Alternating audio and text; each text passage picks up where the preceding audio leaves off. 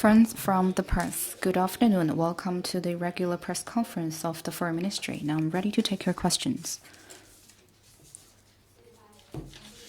Global Times.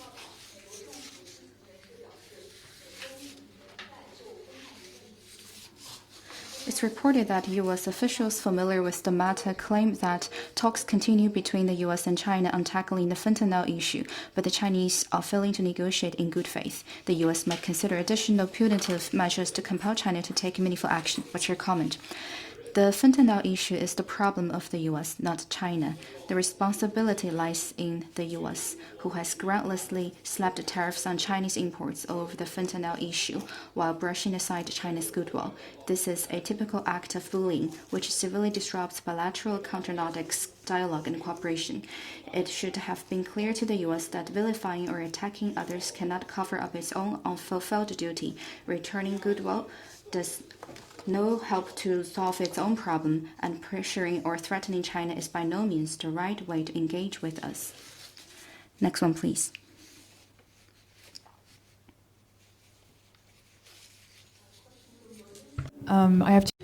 路透社有两个问题。特朗普表示，美中之间的关税谈判正在进行。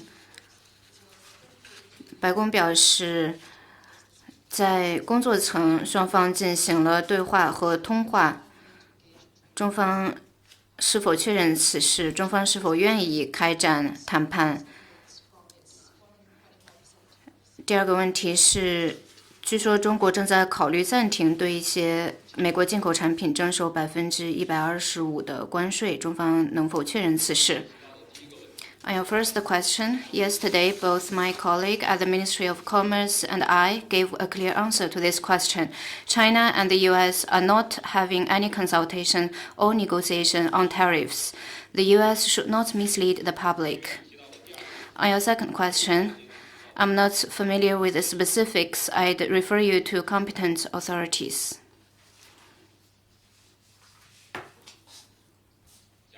Next one, please.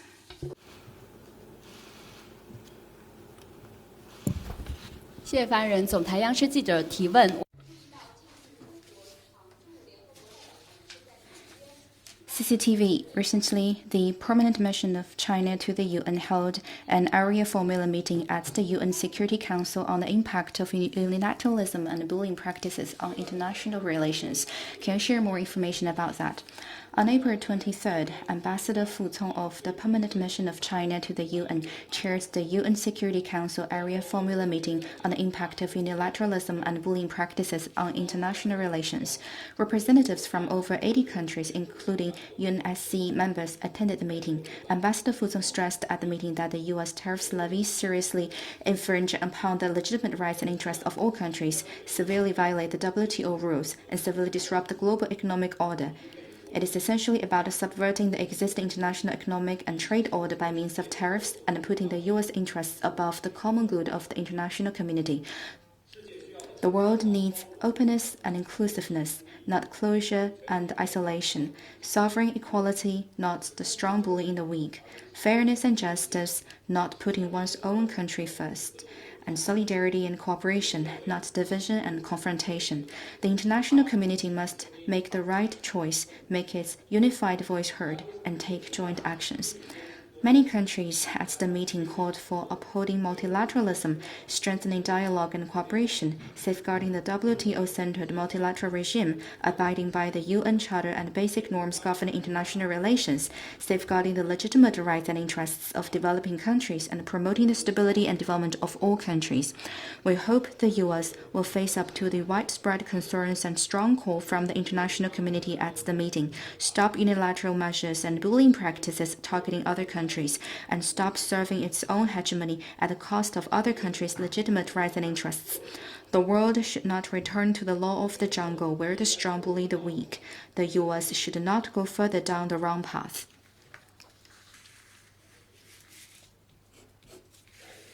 Next one, please.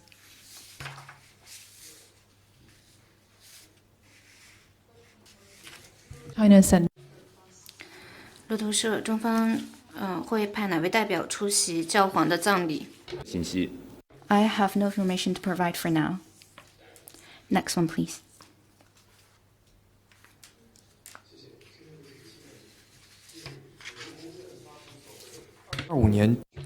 The U.S. State Department recently issued the so-called 2025 Adherence to and Compliance with Arms Control, Non-Proliferation and Disarmament Agreements and Commitments.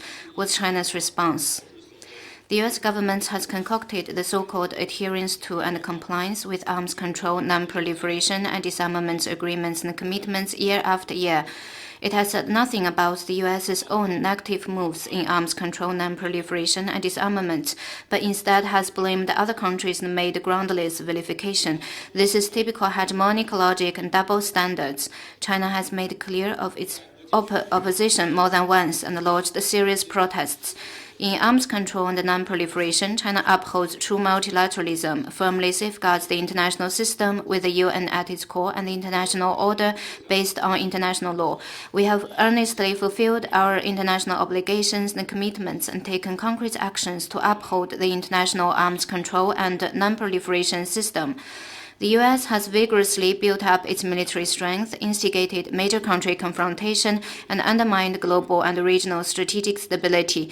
The U.S. has wantonly withdrawn from international treaties and organizations, ignored international order, rules, and obligations, and acted as the biggest disruptor to the international arms control and non-proliferation system.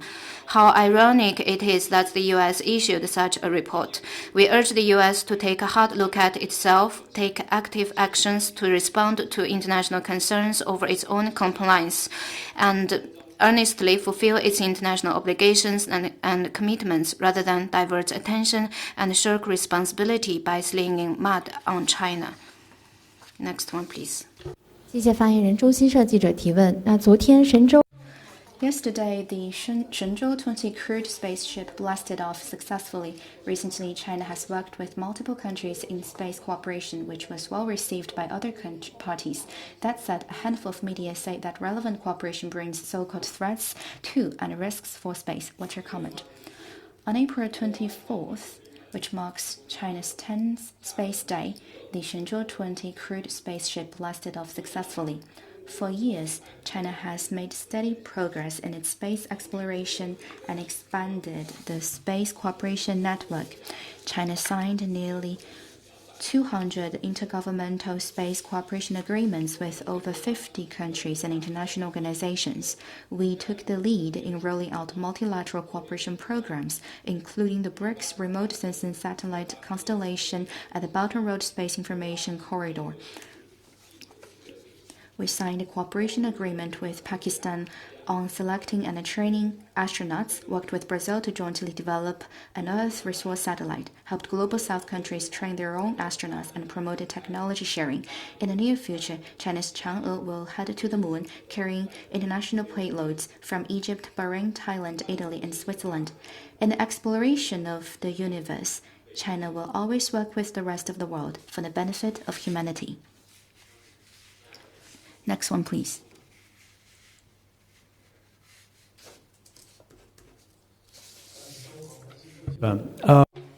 AFP, U.S. President Trump has approved undersea mineral exploration for key technologies. This has received opposition from various sides. What's China's response to that?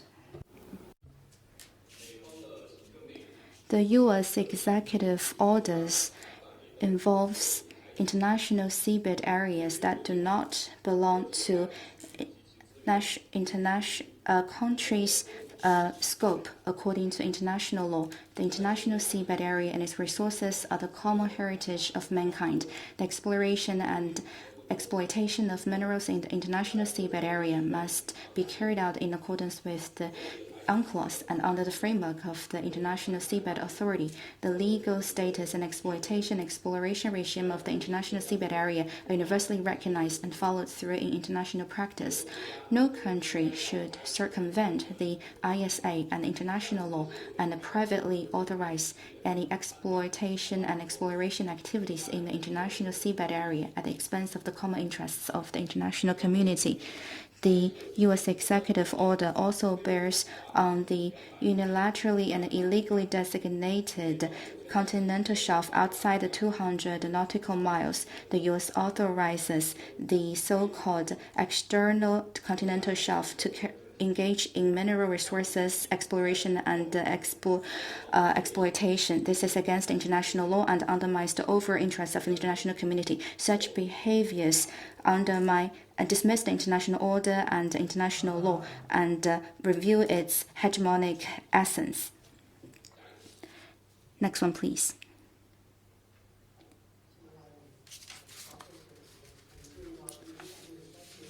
Xinhua News Agency. We noted that 163rd regular session of the Council of the League of Arab States at the ministerial level adopted the Arab-China resolution. It was reaffirmed that the Arab states support the One China principle and the Belt and Road Initiative. They welcomed China to hold the second China-Arab States Summit in 2026 and appreciated China's diplomatic efforts in promoting regional peace and security. What's your comment? The Council of the League of Arab States at the ministerial level specially adopted the China-friendly resolution for the 45th time straight. We highly appreciate it. The resolution fully demonstrates the resolute determination of the Arab states to grow their relations with China and the importance they have attached to the second China-Arab States Summit. Thanks to the strategic guidance of heads of state of China and Arab states, the current China-Arab relationship is at its best in history. The two sides have rendered each other firm support in issues concerning each other's core interests. The Belt and Road cooperation yielded fruitful results. The trade volume between China and Arab states surged to over $400 billion. The two sides are committed to promoting regional peace and stability and upholding international fairness and justice, which fully speaks to the high level of China-Arab strategic partnership. In May last year, President Xi Jinping attended the opening ceremony of the 10th ministerial meeting of the China-Arab States Cooperation Forum and delivered a keynote speech. President Xi announced that we will host the second China-Arab States Summit in China in 2026, which will be another milestone in China-Arab relations. China stands ready to work with Arab states to take the second summit as an opportunity to jointly achieve modernization and build a China-Arab community with a shared future at a higher level. Next one, please.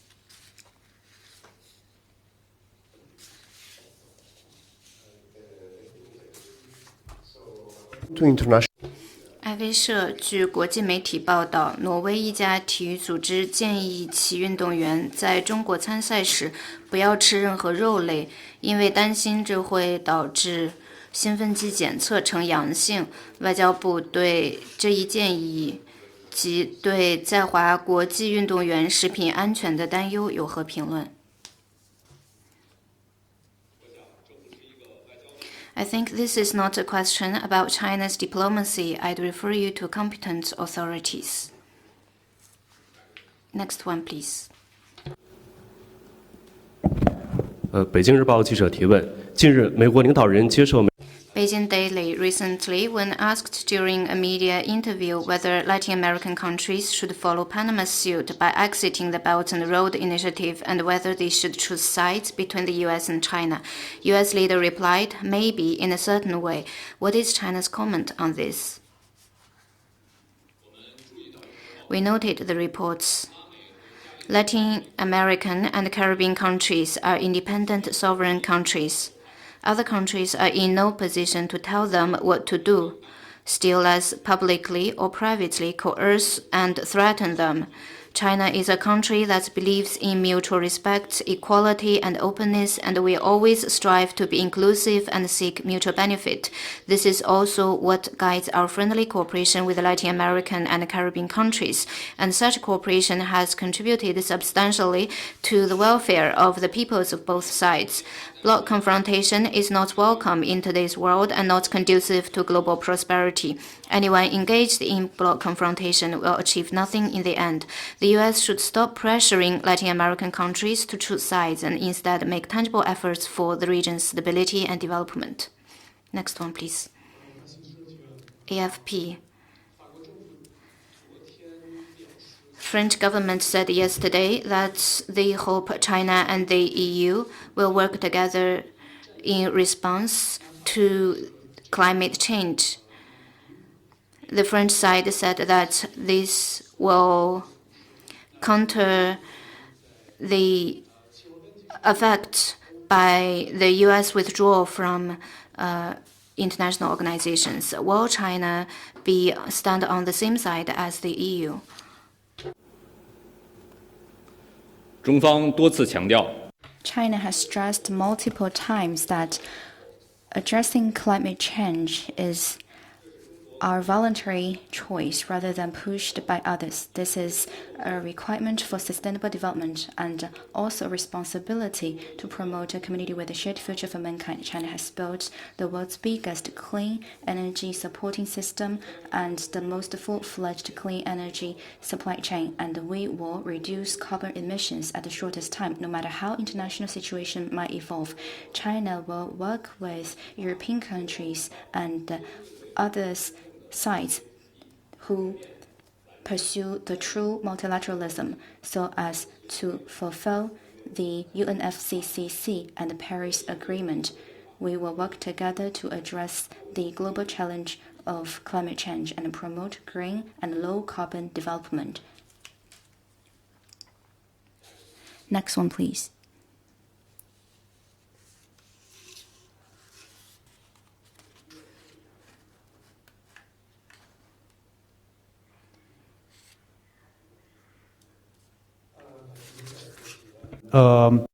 AFP.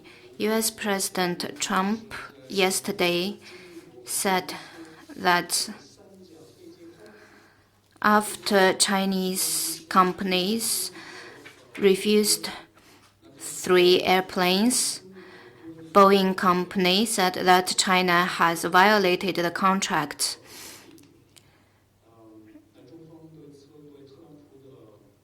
What is China's response to President Trump's comment? 关于你 On the specific question, I'd refer you to the competent authorities.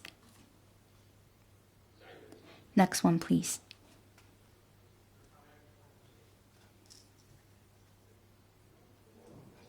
Bloomberg. 彭博社中国人行的行长和财政部长正在访美，他们是否会与贝森特或其他官员举行会谈？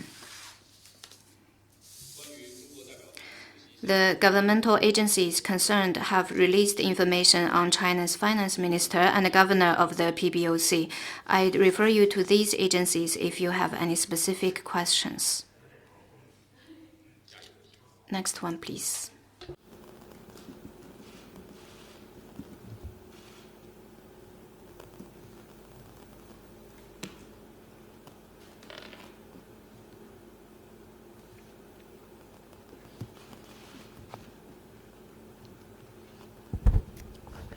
Thank you. I wanted to touch back on the question. 关于路透社提及的关税的问题，我们已经向财政部和商务部也提及了类似的问题，但是他们没有回答。那么，你能否介绍哪些主管部门会回答这个问题？应该询问的相关。 The Ministry of Commerce and Economy is the authority you should go to if you have encountered some problems. We can provide relevant assistance as the Foreign Ministry.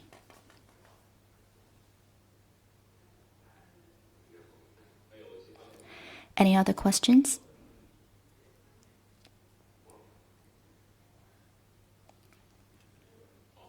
If no, that will conclude today's press conference. Thank you for coming.